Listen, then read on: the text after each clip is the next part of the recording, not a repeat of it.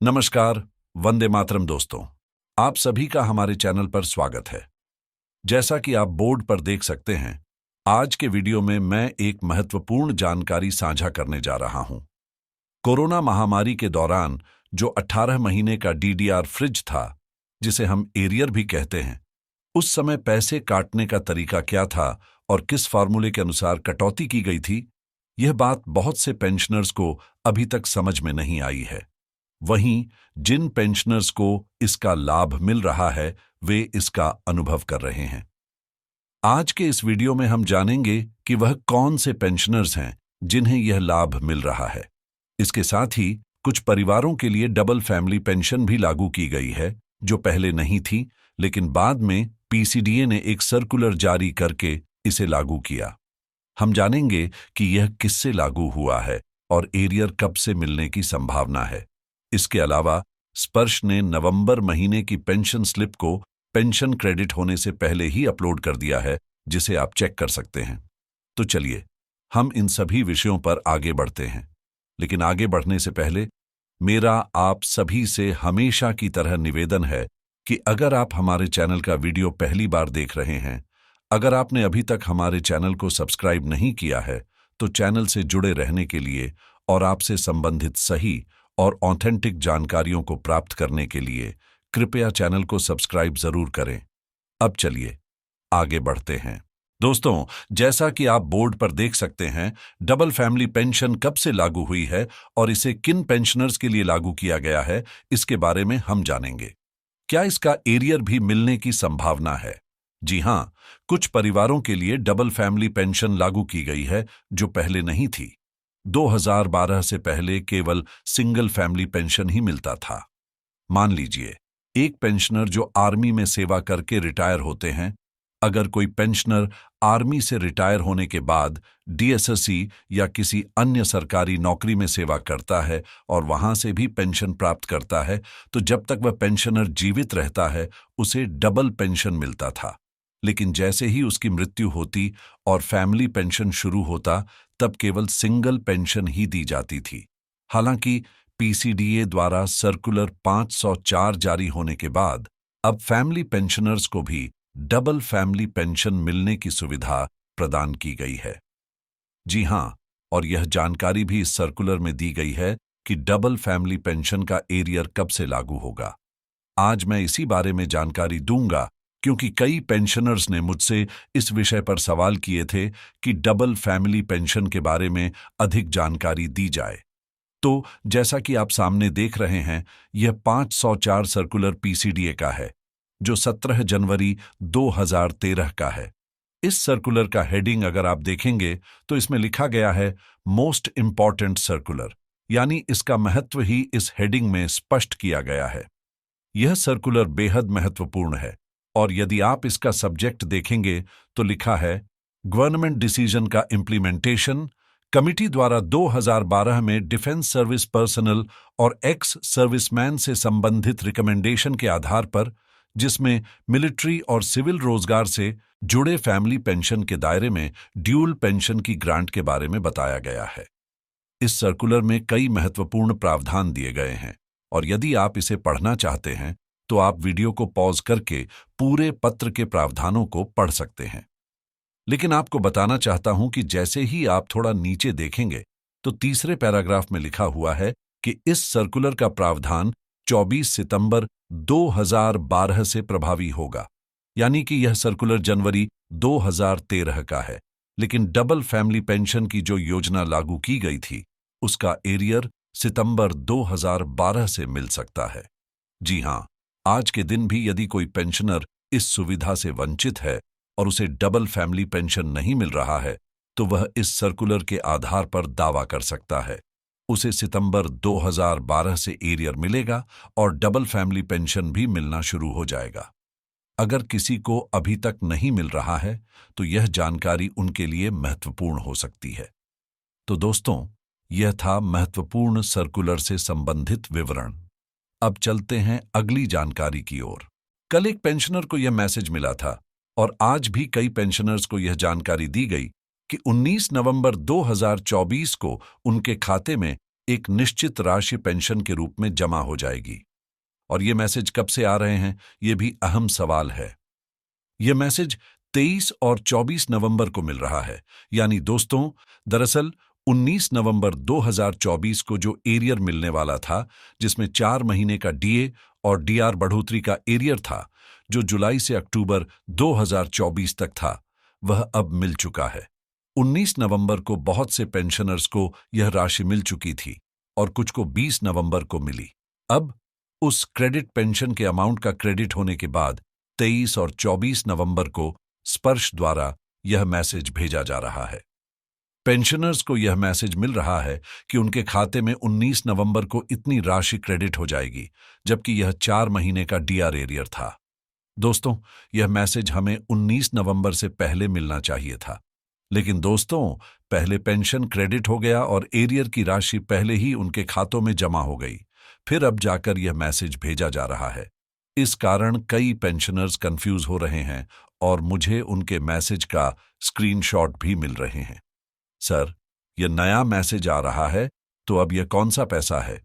मेरा एरियर और ओएपी थी का एरियर भी आ चुका है और 4 महीने का एरियर भी मिल चुका है, तो अब यह कौन सा पेंशन का मैसेज है?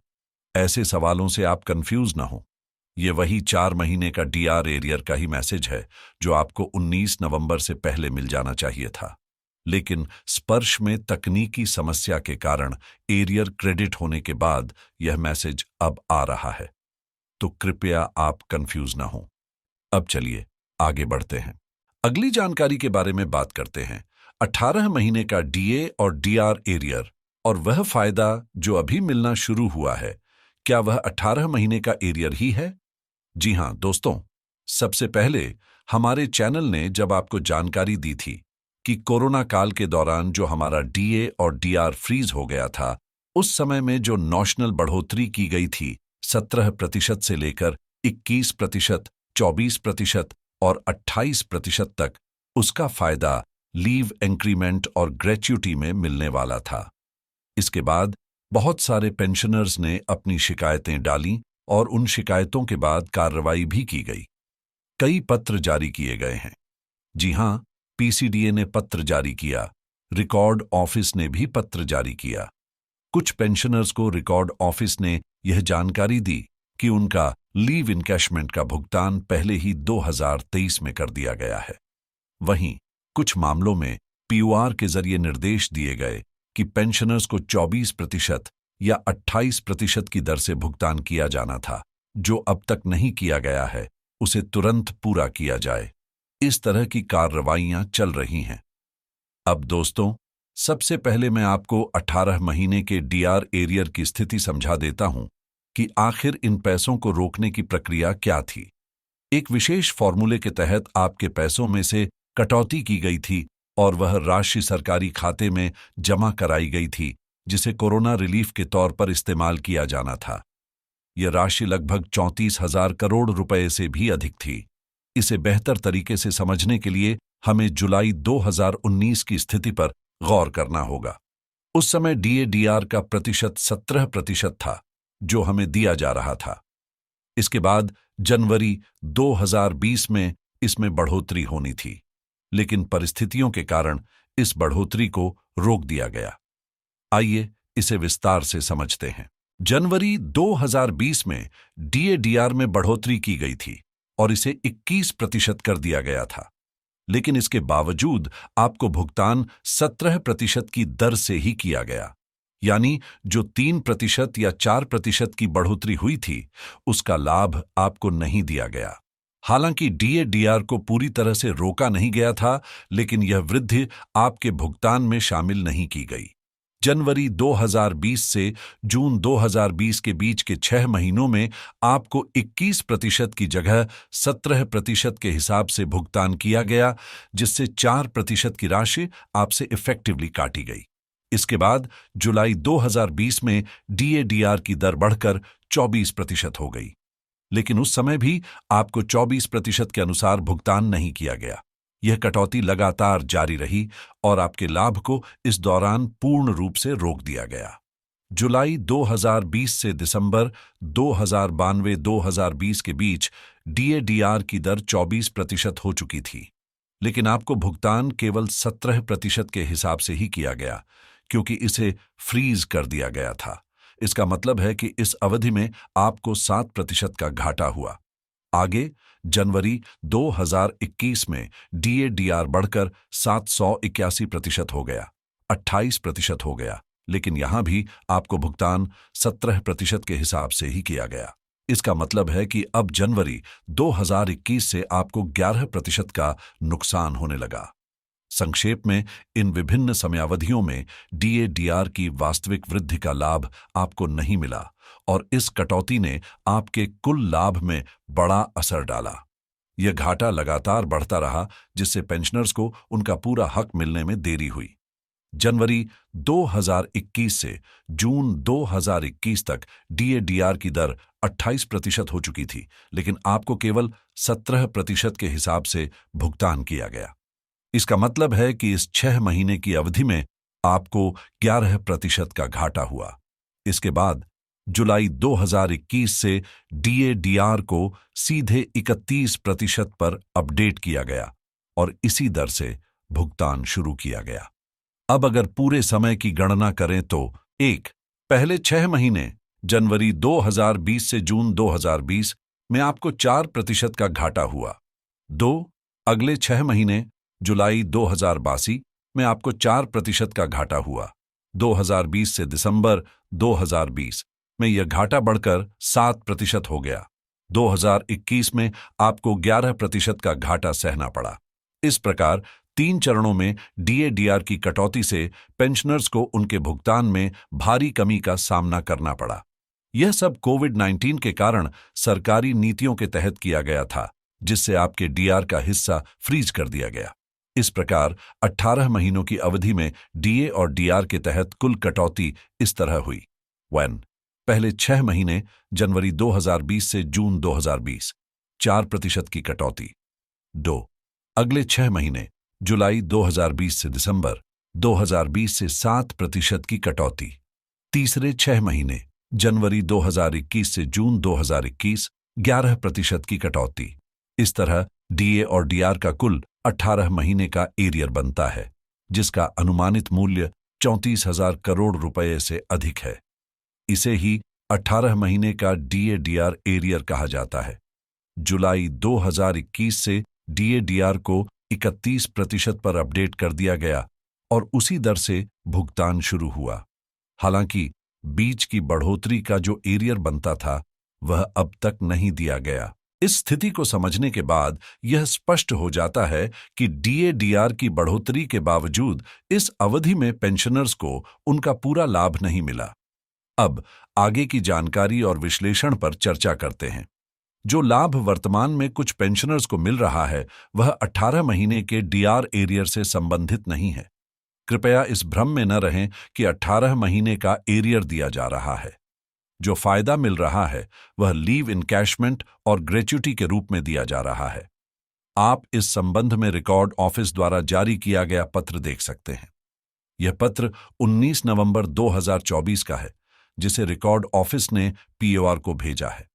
इस पत्र में स्पष्ट रूप से इन भुगतान प्रक्रियाओं का उल्लेख किया गया है।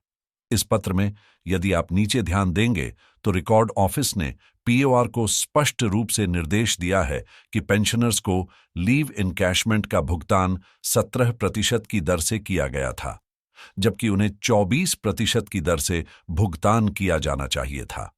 यदि यह भुगतान अब तक नहीं किया गया है, तो उन्हें 24% के हिसाब से जल्द भुगतान करें। यह बात इस पत्र में लिखी गई है। अब मैं आपको अगला पत्र दिखाता हूं, जो कि पीसीडीए द्वारा जारी किया गया है। यहां यह रहा पीसीडीए का पत्र। इस पत्र में पीसीडीए ने 24% की दर से ग्रेच्युटी भुगतान के लिए निर्देश जारी किए हैं। इस पत्र में विस्तार से बताया गया है कि किस प्रकार पेंशनर्स को 24% के अनुसार भुगतान सुनिश्चित किया जाना चाहिए। इस पत्र में यह स्पष्ट किया गया है कि ग्रेच्युटी का भुगतान 24% के हिसाब से पहले ही कर दिया गया है। हालांकि लीव इनकैशमेंट के लिए पेंशनर्स को रिकॉर्ड ऑफिस से संपर्क करने का निर्देश दिया गया है। अब अगर आप तीसरा पत्र देखेंगे तो यह भी रिकॉर्ड ऑफिस का पत्र है। इस पत्र में रिकॉर्ड ऑफिस ने स्पष्ट रूप से बताया है कि लीव इनकैशमेंट का भुगतान बढ़े हुए डीआर के प्रतिशत के अनुसार जुलाई 2023 में पहले ही कर दिया गया है। इस प्रकार यह तीनों पत्र स्थिति को स्पष्ट करते हैं कि ग्रेच्युटी और लीव इनकैशमेंट के भुगतान के संबंध में क्या कार्रवाई की गई है और क्या निर्देश दिए गए हैं। 12,104 रुपये की राशि के बारे में रिकॉर्ड ऑफिस ने यह कहा है कि लीव इनकैशमेंट का भुगतान बढ़े हुए डीए के रेट के हिसाब से आपको दे दिया गया है। यहां पर दो महत्वपूर्ण बातें स्पष्ट होती हैं। एक, ग्रेच्युटी का भुगतान बढ़े हुए रेट के हिसाब से पीसीडीए से किया जाएगा और इसके लिए सारी कार्रवाई पीसीडीए के द्वारा की जाएगी। दो, लीव इनकैशमेंट का भुगतान रिकॉर्ड ऑफिस से किया जाएगा, लेकिन यह भुगतान पीओआर, पेंशन ऑन ऑर्डर रजिस्टर के माध्यम से होगा। इसीलिए कई पेंशनर्स इस मामले में कंफ्यूज हो सकते हैं, क्योंकि उन्हें यह समझने में दिक्कत हो रही है कि किस माध्यम से और किस से भुगतान होगा। सर, रिकॉर्ड ऑफिस ने मेरे लीव इनकैशमेंट के बारे में तो पत्र जारी कर दिया है, लेकिन ग्रेच्युटी के बारे में कुछ नहीं बताया। वहीं पीसीडीए ने ग्रेच्युटी के बारे में जानकारी दी है, लेकिन लीव इनकैशमेंट के लिए कोई कार्रवाई नहीं की गई। इसके कारण लीव इनकैशमेंट और ग्रेच्युटी के भुगतान में अंतर हो सकता है, क्योंकि लीव इनकैशमेंट के मामले में कार्रवाई रिकॉर्ड ऑफिस और पीओआर द्वारा की जाती है, जबकि ग्रेच्युटी के लिए जिम्मेदार पीसीडीए है। यदि आपको ग्रेच्युटी का भुगतान हो गया है लेकिन लीव इनकैशमेंट का नहीं, या यदि लीव इनकैशमेंट का भुगतान हो गया है लेकिन ग्रेच्युटी का नहीं, तो आपको संबंधित कार्यालय से संपर्क करना होगा या अपनी शिकायत दर्ज करानी होगी, ताकि बढ़े हुए डीए के रेट के अनुसार दोनों का भुगतान हो सके।